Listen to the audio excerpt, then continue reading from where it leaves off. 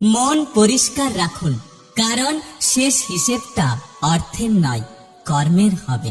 3 ধরনের মানুষের বেশি অহংকার হয়: বেশি শিক্ষিত হলে, বেশি সুন্দর হলে, আর হঠাৎ বড়লোক হলে।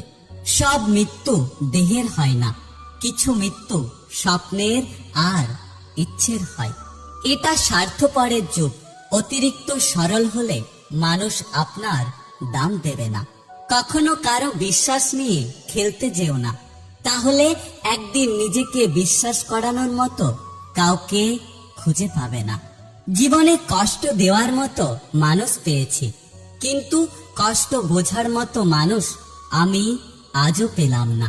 কম রোজগার করুন, তবুও সৎ পথে করুন। হয়তো আপনজন কমবে, কিন্তু আপনার আত্মসম্মান কখনোই কমবে না।